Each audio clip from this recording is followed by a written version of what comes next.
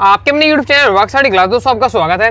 जैसे ही दोस्तों आपको पता है 2 मार्च को हमारा कक्षा 12वीं का भूगोल जियोग्राफी का पेपर है। दोस्तों लगातार मैं आपको तैयारी करा रहा हूँ, इसलिए दोस्तों मैंने आपको पहले ही 2 अंकीय, महत्वपूर्ण 3 अंकीय प्रश्न बता दिए, साथ ही वस्तुनिष्ठ भी आपको कंप्लीट करा दिए होंगे। और आपका क्या है मैपिंग वाला सेक्शन है आपका, वो भी कंप्लीट करा दिया। विश्व मैप आपका आता है और आपका इंडिया मैप, उसको भी मैंने आपको प्रैक्टिस करा दी होगी। दोस्तों क्रम से आप वीडियो देखना चाहते हैं, अलग से प्लेलिस्ट बना दी है क्लास 12 जियोग्राफी इंपोर्टेंट क्वेश्चन 2024 के नाम से। प्लेलिस्ट पर जाकर क्रम से आप वीडियो देख लीजिएगा। ओके, तो क्रम से आप यहाँ तैयारी कर सकते हैं।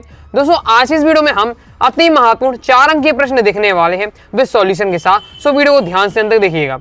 ओके, तो आपके पेपर में 4 नंबर का केवल और केवल एक प्रश्न आता है। ओके, लेकिन वो भी महत्वपूर्ण है। ओके, तो हम 4 नंबर वाले प्रश्न की बात करेंगे। टोटल आपके 20 क्वेश्चन रहते हैं, जिसमें आपका 19वां क्वेश्चन और क्या 20वां क्वेश्चन है वो आपका एक विश्व मैप रहेगा और एक आपका इंडिया मैप रहेगा। ओके, जो 18वां क्वेश्चन होता है वो हमेशा क्या 4 नंबर क्वेश्चन आता है। ओके, तो देख लेते हैं कौन कौन से आपके 4 नंबर वाले महत्वपूर्ण प्रश्न है। ओके, तो सबसे पहले से आपको तय करना है भारतीय राष्ट्रीय जल नीति 2002 की प्रमुख 4 विशेषताएं लिखी। तो इसमें दोस्तों आपका है भारतीय राष्ट्रीय जल नीति 2002 की प्रमुख विशेषताएं आपसे पूछी जा रही है। तो क्या है हमारा भारतीय राष्ट्रीय जल नीति की विशेषताएं, पहला है हमारा इसमें विशेषता कि यहाँ आपका जहाँ पेय के स्रोत का कोई विकल्प नहीं है वहाँ सिंचाई परियोजना में पेयजल का घटक भी सम्मिलित करना। दूसरा क्या है यहाँ जल नीति 2002 की विशेषता में कि समस्त मानव और अन्य प्राणियों को पेयजल उपलब्ध कराने की पहली प्राथमिकता होनी चाहिए। तीसरा है भौम जल के शोषण को सीमित और नियमित करने के लिए उपाय करने चाहिए। तीसरा है पृष्ठीय जल और भौम जल दोनों की गुणवत्ता सुधारने के लिए एक चरणबद्ध कार्यक्रम शुरू किया जाना चाहिए। तो ये है आपके राष्ट्रीय जल नीति 2002 की विशेषता है। ओके, नेक्स्ट दोस्तों हमारा क्वेश्चन है सूखा संभावी क्षेत्र कार्यक्रम पर संक्षिप्त टिप्पणी लिखें। यह कार्यक्रम देश में शुष्क भूमि कृषि विकास में कैसे सहायक है, ये आपसे पूछा जा रहा है। तो इसका आंसर दोस्तों आपको इस प्रकार से समझाया गया है। तो आप देख सकते हैं कि सूखा संभावित क्षेत्र के बारे में आपसे पूछा जा रहा है। तो ये पूरा सूखा संभावित क्षेत्र के कार्यक्रम के बारे में आपको पूरा बताया गया है, अच्छे से आपको तैयार कर लीजिएगा। ओके, ये आपका पूरा कंप्लीट दिया हुआ है। आगे देख लेते हैं।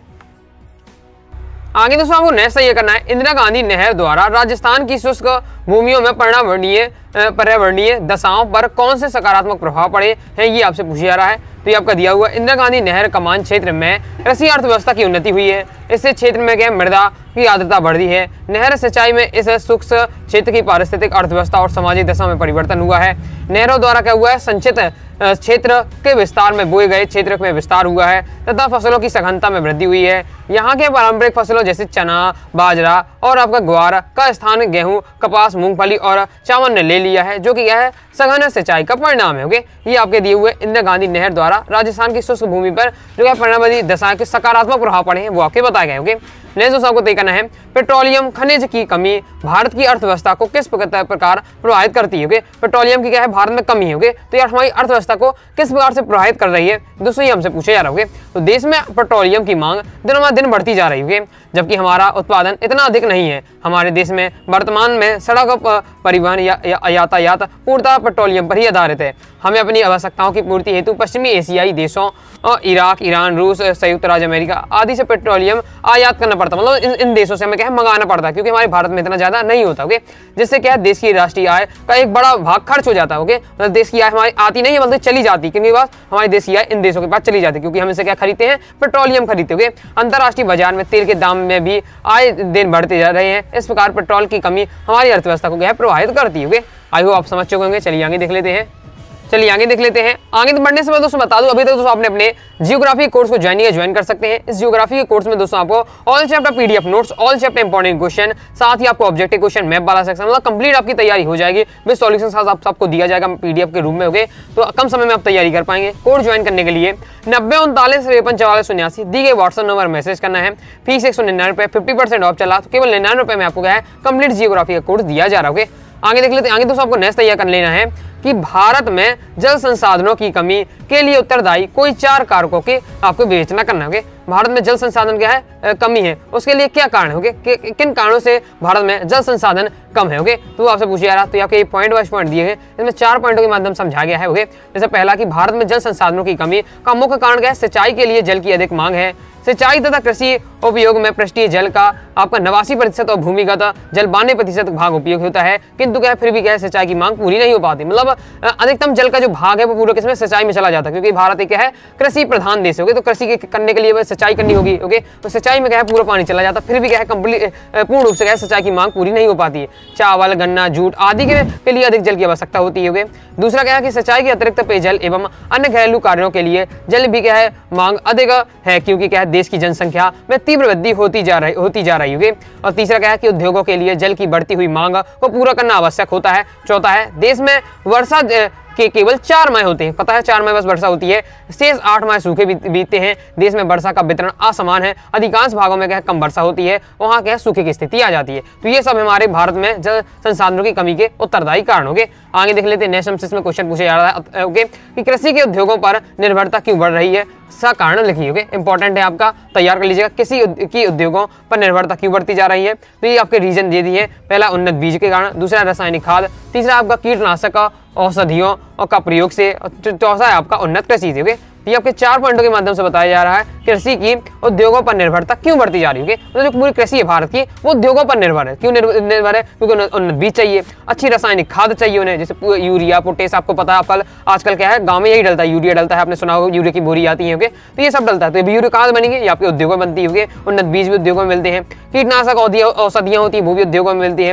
उन्नत कृषि यंत्र मतलब ये ट्रैक्टर हो गया, आपका हार्वेस्टर हो गया, ओके, ये आपका कल्टीवेटर हो गया, ये सब कहाँ से है, ये सब जो बनते हैं उपकरण यंत्र ये भी उद्योग में बनते हैं। तो ये आपके 4 पॉइंट के माध्यम से बताया गया है कि कृषि किस प्रकार से अब क्या है उद्योग पर निर्भर हो गई होगी, उद्योग पर निर्भर हो गई होगी। तो ये आपके बताया गया, तो अच्छे से तैयार कर लीजिएगा। पहले आपको हेडिंग याद कर लीजिएगा, बहुत आसान है, अब मैंने आपको समझाई दिया, तैयार कर लीजिएगा। आगे देख लेते हैं।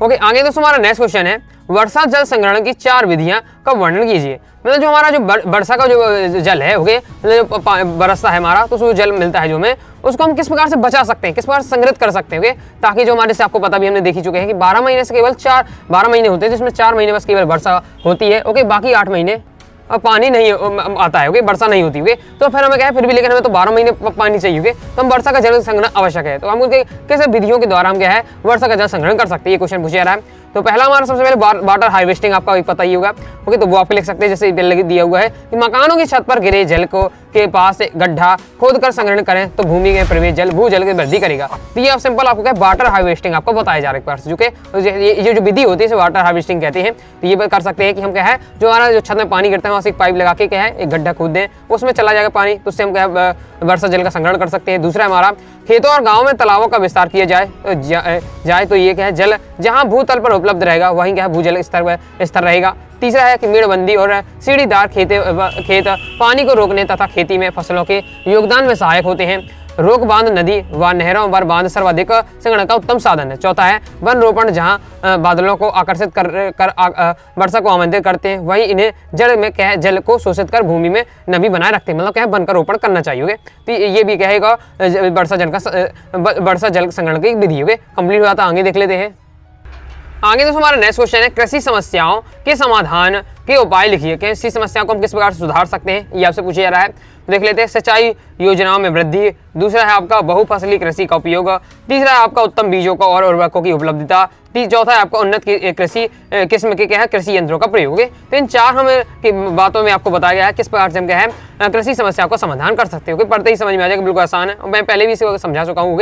तो आपको तैयार कर से दोस्तों मैंने आपको 4 अंकी महत्व बताए हैं होंगे, और जो मैंने आपको 3 नंबर प्रश्न बताए थे हो सकता है कि वो भी आपके 4 नंबर बन जाए होंगे। तो 3 नंबर वाले 4 नंबर वाले, बाकी कोई भी क्वेश्चन पूछे आपको बता देना होगे। तो हो सकता है 3 नंबर वाले जो मैंने बहुत सारे क्वेश्चन कवर किए वो 4 नंबर में भी आपका आ सकता है, ऐसा भी हो सकता है। तैयार कर लीजिएगा। आई होप आपको वीडियो पसंद आएगी, वीडियो लाइक करके वीडियो करेगा। कोई डाउट आता है कमेंट बॉक्स में आप जरूर पूछ लीजिएगा। टेलीग्राम चैनल को ज्वाइन किया, टेलीग्राम चैनल ज्वाइन कर लीजिएगा, इंस्टाग्राम फॉलो कर लीजिएगा ओके। और आपको कोई भी और इंपॉर्टेंट लगता है जो आपको लगता है कि इंपॉर्टेंट है मुझे तैयार करना, तो आप जरूर आप तैयार करते जाइए। जितने ज्यादा आप क्वेश्चन तैयार करेंगे उतनी ज्यादा आपको मजबूती आएगी।